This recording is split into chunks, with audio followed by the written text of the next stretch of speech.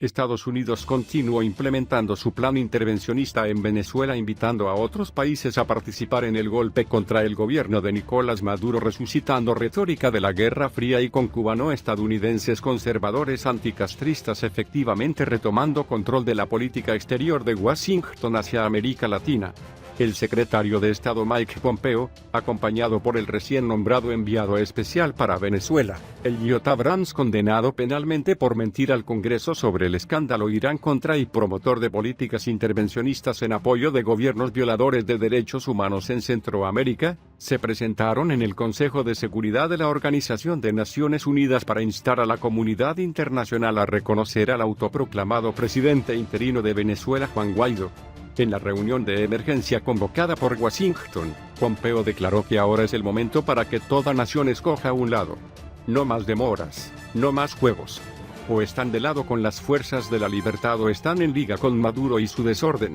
Afirmó que era hora de poner fin a la pesadilla del país sudamericano y apoyar al pueblo para deshacerse del estado mafioso y legítimo de Maduro. Pero Pompeo no logró imponer su posición entre los 5 países con poder de veto en el Consejo, sobre todo Rusia y China, quienes repudiaron la maniobra estadounidense. A la salida, reporteros preguntaron a Pompeo si podía responder a la pregunta de Rusia sobre si Washington estaban contemplando una acción militar en Venezuela, pero solo se limitó a declarar que no voy a especular y hacer hipótesis sobre qué hará Estados Unidos próximamente. Pompeo también atacó a Cuba en esta sesión, y acusó a la isla de ser el país que más ha hecho para sostener al gobierno ilegítimo de Venezuela, enviando a ampones de seguridad e inteligencia para ello. También criticó a Rusia y China por su apoyo a Maduro, a quien llamó el expresidente. Abrams, quien participó en la sesión, llamó a Venezuela un satélite de Cuba y Rusia e insistió que esto no se trata de una intervención extranjera en Venezuela para imponer un resultado, sino de defender el derecho de los venezolanos de decidir el futuro del país democráticamente.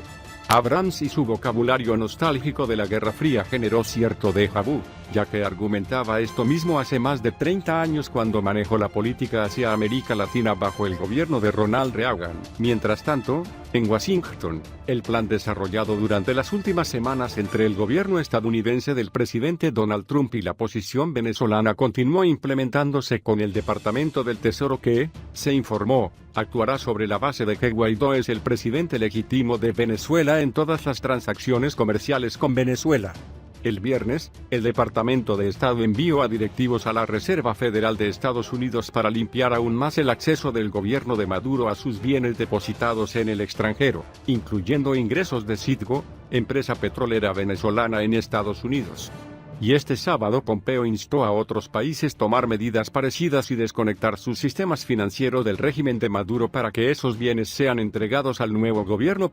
Pareció no importarle al gobierno de Trump que Abrams es recordado por su apoyo de regímenes latinoamericanos represivos y la contranicaragüense, además de, entre otras cosas, por su papel en encubrir la matanza de más de 1000 hombres, mujeres y niños en el Mozote, en El Salvador. Después, como funcionario en el gobierno de George W. Bush, fue entre los que promovieron la invasión de Irak, y también estuvo en la Casa Blanca donde, según algunas versiones, estuvo entre los que dieron luz verde al fallido golpe militar contra Hugo Chávez en 2002.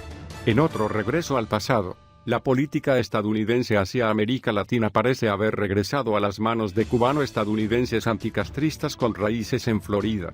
El senador republicano Marco Rubio ha sido tal vez el protagonista más influyente en impulsar el plan estadounidense ahora en marcha contra Maduro y, a la vez, contra Cuba.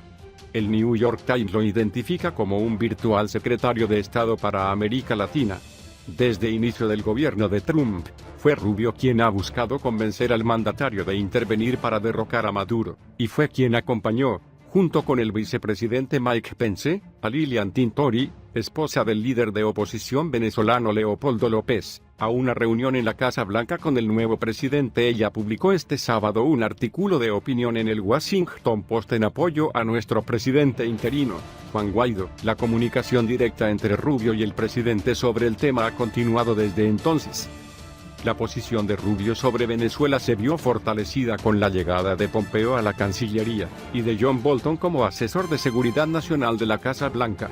El senador y ex candidato presidencial ayudó a instalar a otro cubano estadounidense, Mauricio Claver Carone, opositor a la política de normalización con Cuba, como el encargado del hemisferio occidental para el Consejo de Seguridad Nacional.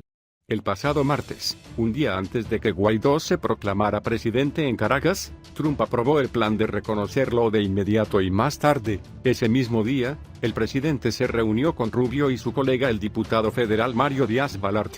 Con todo esto, se confirmó que Miami ha regresado como eje de la política estadounidense hacia América Latina. El canciller venezolano, Jorge Arreaza, afirma que el presidente de Estados Unidos, Donald Trump, busca una guerra a través de un golpe de Estado contra Maduro.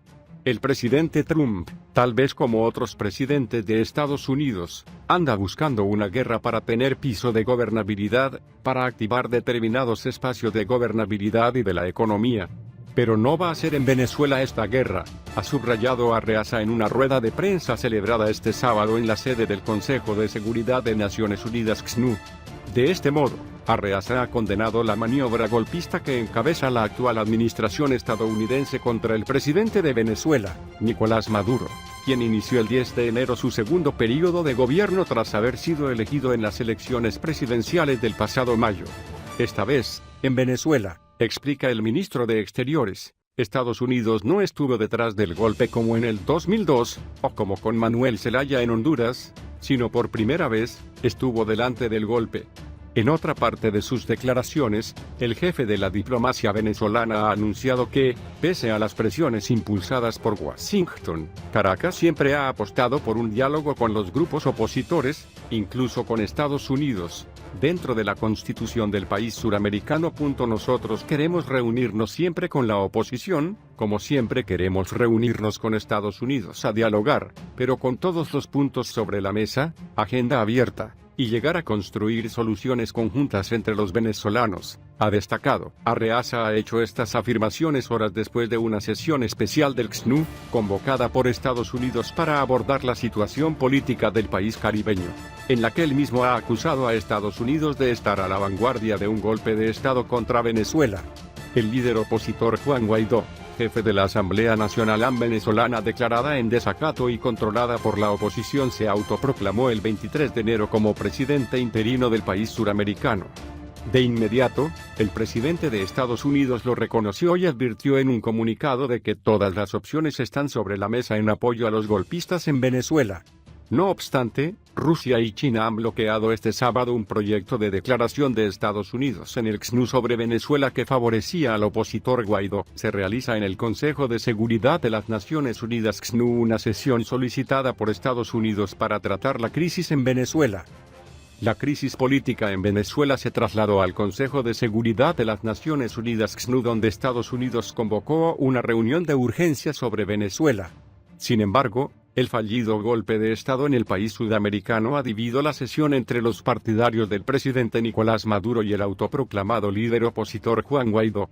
Para el secretario de Estado de Estados Unidos, Mike Pompeo, es tiempo de que los países del mundo elijan bando sobre Venezuela y se unan a lo que llamó las fuerzas de la libertad en apoyo al presidente interino Guaidó. En el debate, Rusia denunció una injerencia flagrante de Estados Unidos en Venezuela que solo busca un cambio de poder en el país. También acusó a Washington de querer orquestar un golpe de Estado en Venezuela.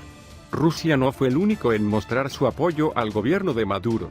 China, también, dejó claro que siguen considerando a Nicolás Maduro como el presidente legítimo de Venezuela y abogó por el diálogo. Por su parte, Venezuela estuvo presente con el canciller venezolano, Jorge Arreaza, quien denunció los intentos golpistas de Estados Unidos en su país.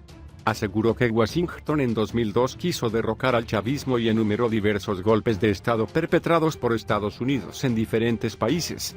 En otra parte de sus palabras, Arreaza rechazó el ultimátum de varios países europeos a Caracas para organizar elecciones en 8 días, sin lo cual aseguran que reconocerán a Guaidó como presidente interino.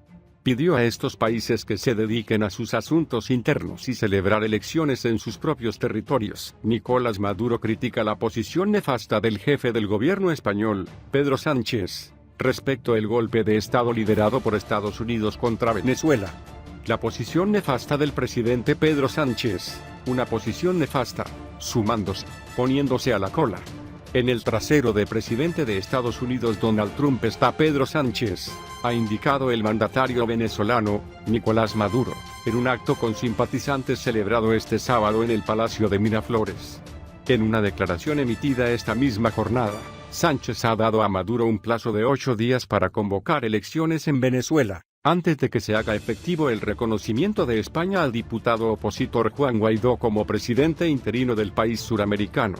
El anuncio de Sánchez ha tenido lugar en la misma jornada en que varios países europeos como Alemania, el Reino Unido y Francia se han reunido al ultimátum de 8 días de plazo a Maduro para convocar comicios en los próximos días. El pasado 23 de enero, el opositor Juan Guaidó, jefe de la Asamblea Nacional venezolana declarada en desacato y controlada por la oposición, se autoproclamó como presidente interino del país suramericano, un cargo que fue reconocido inmediatamente por Estados Unidos y varios de sus aliados como Colombia, Brasil, Canadá y España. En este sentido, el mandatario venezolano ha recordado a Sánchez que es presidente no electo, mientras que, en referencia a sí mismo, a él le ha elegido y reelegido el voto popular. El llamamiento de Sánchez a las elecciones en Venezuela, no obstante, fue reprochado categóricamente por varios partidos españoles, tanto el Partido Popular PP y Ciudadanos como el izquierdista Podemos. El coordinador de la Secretaría Internacional de Podemos, Pablo Bustinduy, ha calificado de irresponsable el ultimátum a Maduro y ha advertido de que solo contribuye a alentar el caos y la confrontación. Al día siguiente de reconocer a Guaidó, ¿quién va a ejercer como mediador? ¿Apoyarán también un golpe militar? ¿Una guerra? Ha tuiteado Bustinduy. Pese al respaldo de los Estados Unidos y de sus aliados en la región a Guaidó, Bolivia, Cuba, México, Nicaragua, Rusia, Irán, China y Siria, entre otros, han reconocido el gobierno legítimo de Maduro, que se inició el 10 de enero, tras haber ganado las presidenciales del pasado mayo.